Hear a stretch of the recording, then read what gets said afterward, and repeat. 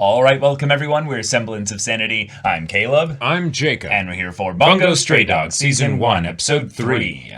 All right, the Armed Detective Agency. Indeed. A bunch of new colorful characters, and Atsushi is thrown into the middle of them with a crazy, unorthodox, but effective sort of initiation. Yeah, as an initiation goes, it basically just gives them everything they need to know about his character. And, not his character in the meta sense, but his persona, who he really is as a person, deep down. Cool. Because he jumped on that bomb. He did. And that's not something most people do. Most people jump out the window before they jump on the bomb. Yeah, probably. So as far as good boys go, we're kind of set in that regard. Yep, he's got a high score in that regard. Yeah, and Dazai might be a good boy that's disguised as a depressed boy right now, But you could be both, I'd say, yeah. People have told us a bit more about, the authors and things like that. It's very on the nose. Yeah, and once they did, I was like, hold on, I think I remember hearing someone talk about, this super depressed, author whose work was, incredibly emotionally evocative, but, oh man, I think I'm staring into the abyss just reading it kind of a thing. But, yeah. And it's funny, too, because we were watching Ouran High School Host Club, and Kyoya just randomly had No Longer Human just reading it. Yep. In the cafeteria or something like that. And it was just wait a minute. Okay. Dazai? Is that you? Right. Okay, sure. But we also got some villainous-looking types at the end of last episode. That's true. Curious what they're going to do. They are connected to the orphanage. Right. 100%. And they have style. Well, everyone in this show has style. Well, I mean, holy crap, everyone is basically trying to hit a certain aesthetic, Favorite aesthetic so far, other than... Dazai. Oh, okay.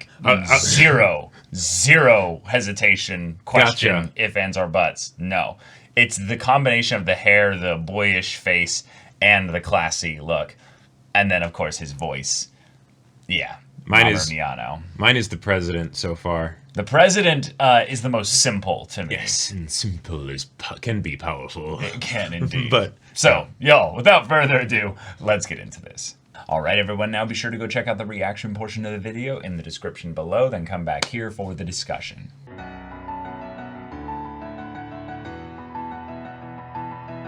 Goddamn. Yeah. That escalated quickly. That escalated quite quickly. And, of course, none of them are gonna die. Right.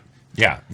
Because we got to get them back to the thou shalt not die. But I got to say, I was really the show had me going there because I was like blah blah blah, right? And of all of these colorful characters that were introduced, Naomi was the one that I definitely liked the least, right? I'm like, okay, all right, you're the Emoto, and my God, the positioning of the character models at the one point, that was like some straight up Road to El Dorado stuff right there. But then she just gets shot Gunned a billion down. times with a machine gun, An Uzi, jumping in the way of her brother. Wow.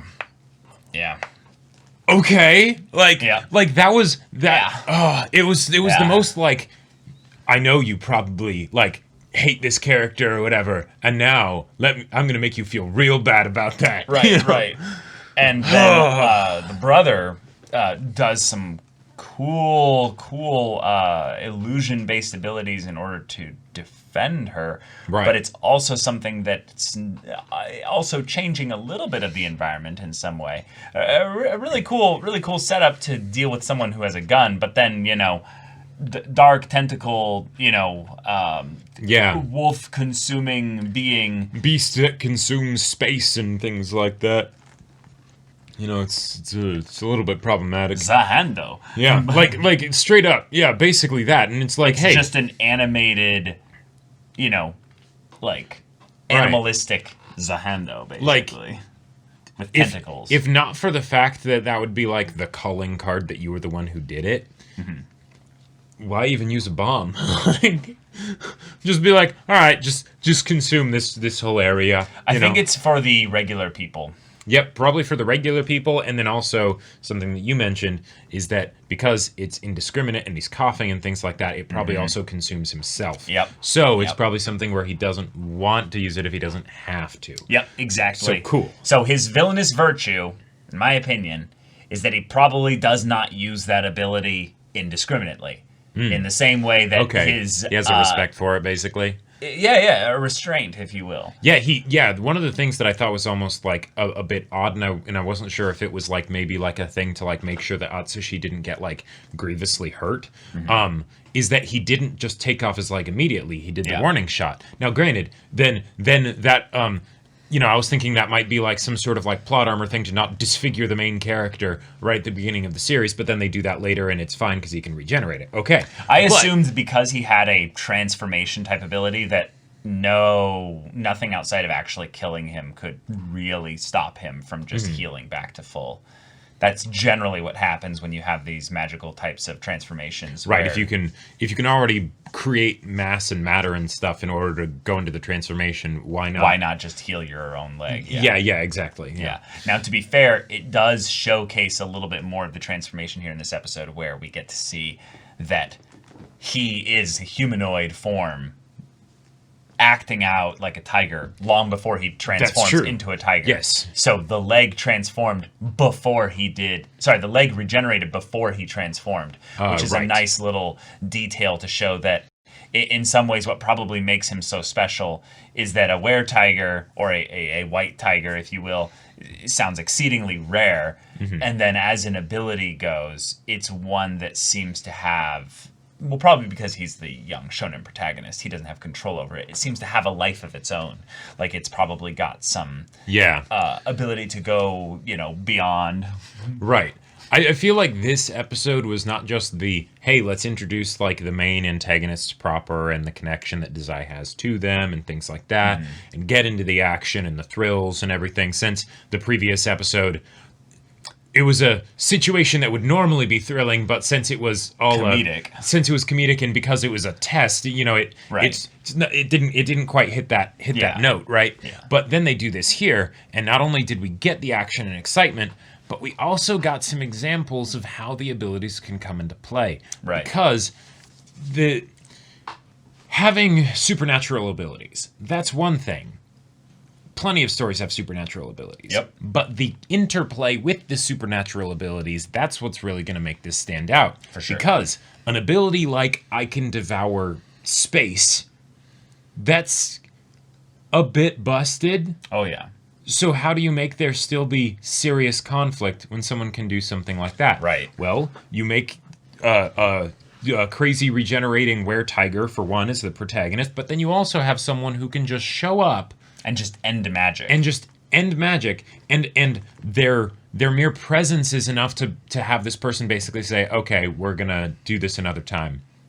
Because if it's something as simple as like, abilities don't work around me, theoretically, you could still get one of those machine guns and just gun him down, right? Yeah, I think they used all their clips, though. That was the main point. Because sure, that could also be part of it. But Atsushi does the cool little dodge where he got underneath the ability. And that was awesome. Then nearly killed him just right out the gate.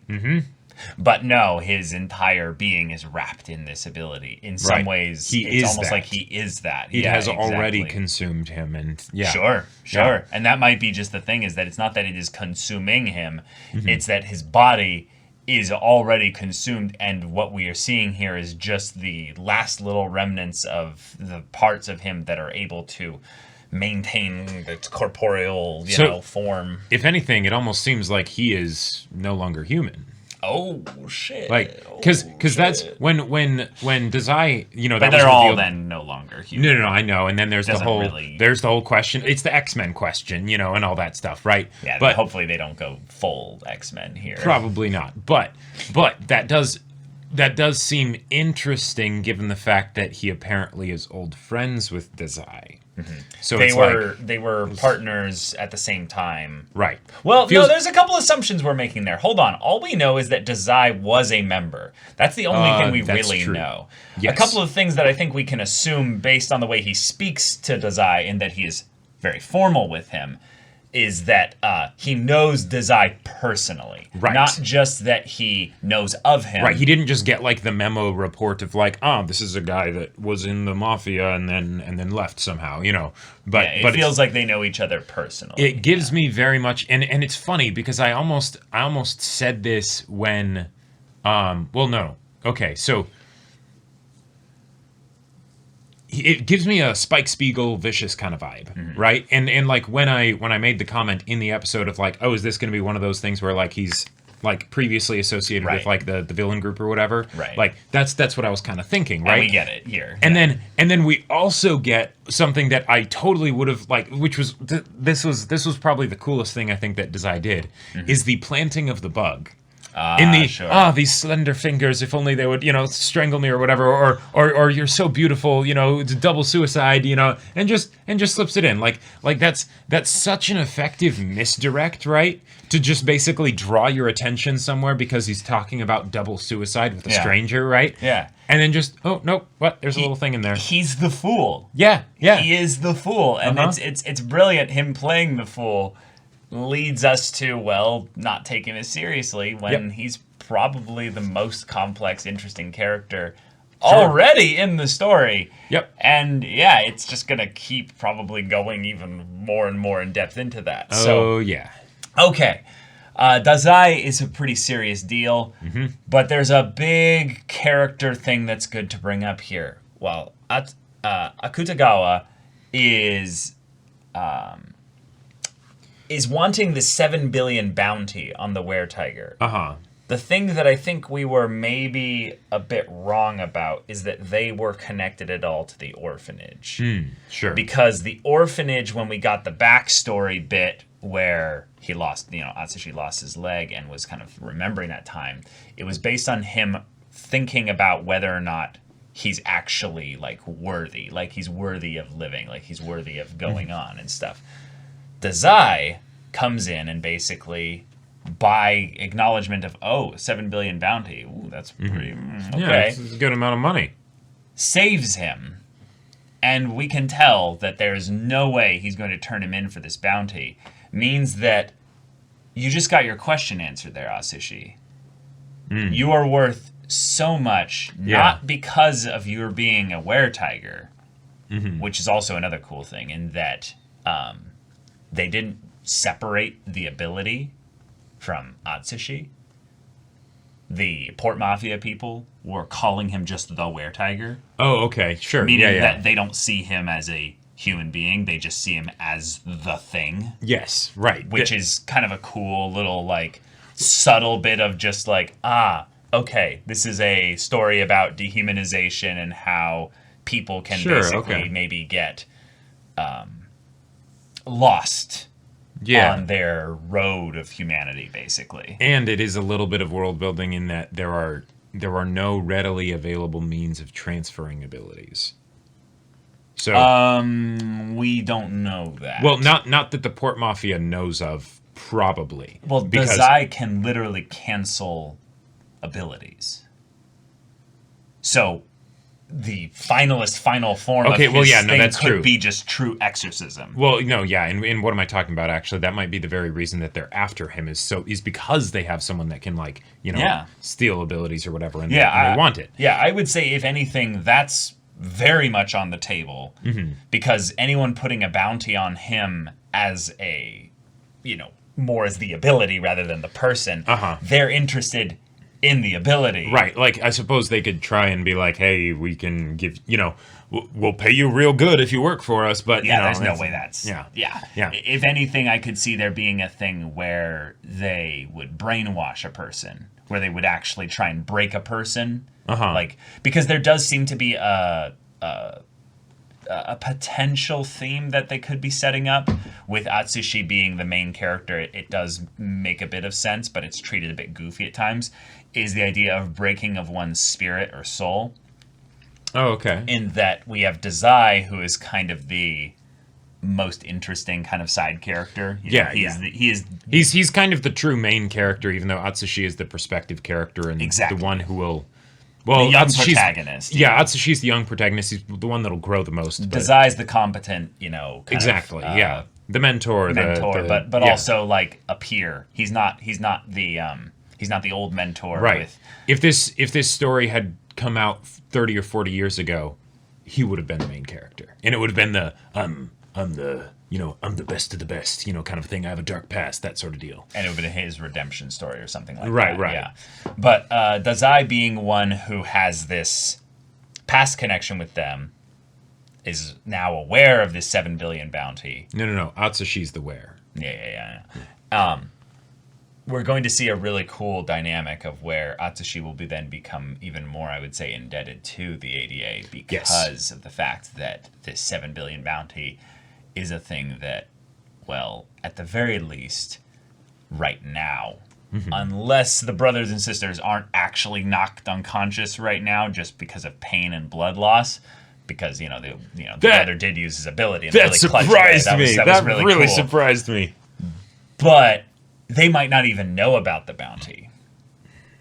Oh. And it might be a thing where Dazai is just like, yeah, I'm going to tell them that there's a bounty, but we don't need to say what the number is. Well, and just say that they want you for the ability, and because not all of them are as noble as I am. Sure. And he's like, yes, you're so noble, you wanting to commit double suicides with everyone you meet. It's like, but is that so wrong? It's totally noble. What are you talking about? Yeah. I'm trying to save them from the horrible, meaningless existence that is life. and I gotta say, the part where they were talking about how, what do you think you can do against us? No one has ever faced against the Port Mafia and survived. We've crushed all who stood against us. You're a tiny organization of 12 people or whatever. It was like, it very much was. She felt like the new recruit who was basically like, touting all this stuff when she has no idea that Dazai is right in front of them. It's like, oh, I stood against you guys. Right. You guys haven't punished me yet for leaving. That is one of those things where it's almost like the thing that fate loves to do of, here's a rule, and then we will tell you that so we can immediately break it. And right. But yeah, and that is a thing that you do in magic systems and stuff like that. Sure. Because you want the audience to understand why it's a big deal that this exception to the rule exists. Exactly. Because usually rules aren't that. Yep. Black and white. Yeah. It's and zero exceptions. She has limited information anyway, so it's just, hey, there you go. There's more of a story to be told. But the idea of this small organization that, put in those terms, feels a lot scrappier. Yeah. Yeah. And that might just also be because Dazai is one of the key representatives. He probably is. Yeah. But yeah. Okay, and they're gonna go against some crazy, super big organization. Let's do it. Let's go. Yeah. But we all know that the best ability is going to be all men are created equal. Oh, definitely. That feels like the power nullification one of, you have no powers against me and I kill you. Right? But all are equal before me. But one of the other things that I thought was kind of curious. What's that? So there are 3 seasons for this show. Right? Now, sure. In this episode, we got what seem to be the major and main antagonists right now. However, they don't necessarily need to be the main antagonists for the whole series. Of course not. No. They want Atsushi for the bounty. Now, the thing about bounties, and I love that this is their style, because they're the Port Mafia, right? They exchange goods. They get illicit substances into the hands of people who want them. Yeah. They're not the ones that are paying the 7 billion for Atsushi. No. So of course not. So yeah, they're not the big bads. No. Right. No. So there would be big bads are the religious organization that runs the orphanage. Right, because let's be real. Yeah, that's the big bad. Yeah, let's just talk about that, because you have an orphanage that has giant stained glass windows, and yet is talking about you don't have anyone to financially support you or whatever, or cover for you. Sounds like a church to me. Well, it reminded me of Mr. Huff from Incredibles. Well, let's hope we don't cover him. Oh my god. What a callback. It's like they have some big donors that are keeping that place going, is all I'm gonna say. But yeah, and this is definitely the type of shonen where it's the rough and rogue and outside of society, disenfranchised young people fight the power. That will fight the power. Exactly. Yeah. So of course, I'm here for it. Let's fight corruption, and we're gonna have the segue into that be that the Port Mafia eventually are going to be Nakamud the shit out of. Yeah. And Dark Tentacle Boy here is just going to be emo friendo. Coughing in, and season 2's finale or something right, Coughing like that. and Suicide Never, are just going to be romping around, and Dopo's going to be like, I hate this. I hate all of this. I couldn't so handle much. the amount of children I had, and now there's more, right? Yeah. And then how does the president fit into this whole situation? Because he does not feel well. Okay, doesn't matter. He kind of does, but doesn't matter. But the scrappy small group that's going to fight the power, like. No. They're a detective agency right now. Let's not get ahead of ourselves. Yeah. But he started this group, it seems, because he's the president, right? So doesn't mean that's the case. No. Yeah, not necessarily. Presidents get elected. At least you hope they do. I mean, businesses, They're called CEOs in businesses. Well, no, I think the CEO and president can be different. I don't know. I don't know. So usually then we run a business, we should probably know. No, I do know because they're submitted usually from a board of board of directors. Board of directors. Yeah, exactly. All so right. they're elected. Yeah. But y'all, all right, here we go. We got our big, smack, violent, crazy, action-packed third episode. Yep. And the brother and sister are going to survive. Yeah. Also, Thou shalt not die. Right. Hey, that's a girl with an ability. You were wrong. No. You were wrong. So in between You the are episode and the 100% discussion, I was wrong. like, hey, Caleb, have you noticed that there are a whole bunch of female characters that they've just kind of not shown having abilities in this world? Naomi, the secretary, the secretary could totally have an ability. It just wasn't mentioned in the previous episode. The girl definitely has an ability. She just didn't use it. Sure. Yeah. But she might not. Hey, the Uzis were awesome. I mean, a gun is an ability, man. Like I cast a illusion. gun. Illusion this, bitch. Right. Yeah. 20 rounds a second of ability. Also, I love that Dopo and I were thinking along the same lines of, you were unemployed, weren't you? Yeah. And it's like, no. So do we now have the answer, though? Right, he works for the Port Mafia. Right, but we don't know exactly what he did, I guess, for the Port Mafia. But that means then that Atsushi, if he knows this, he's not can gonna just be like, hey, I know what is it? Oh, wait. So he won't say it. That's the thing. Yeah, that's the thing. He won't say it. He'll won't keep it a say secret, it. or he'll be like, "I figured it out," and Dazai will be like, "Yes, you did figure it out." And people will be like, "What was it?" And he'll be like, "I can't say." But then and they're like, "Well, if you can't say, then we can't give you the money." I don't believe you. But then Dazai pulls out the stack of bills and hands it over to him, and they're like, "Oh, that would be perfect. That would be perfect. I would like that." Yeah. And it's also funny because I believe it was 700,000 yen. Yeah, so $7,000 by US. And then the bounty is 7 billion. 70 million, yeah, so. Right, yeah. so they just added zeros, and it's just yes, Lucky numbers number like 11. this seem so insignificant now. No, watch, we're going to find out someone who has a fate power that makes everything start to revolve around sevens or something when he's influencing it.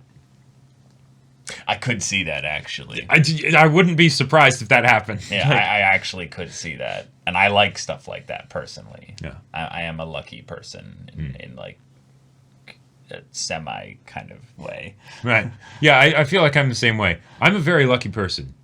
Not always positive, not always good luck. But I'm a very lucky person. It's on the ends there. It is. But y'all, thank you so much for watching this episode's reaction and discussion. If you want to see the next episode's reaction and discussion right now, though, go check out the link in the description below for our Patreon. You can get an early access there. You can watch full-length timer reactions there, and all this comes with Discord access, so you can chat with us and the community there about this show, about anime in general, and also be sure to check out our Twitch channel. We stream every weekday. The info's in the description. Yeah, so if any of that interests you, we'll see you there. But until then, we're Semblance of Sanity. I'm Caleb. I'm Jacob. And we'll see you all next time.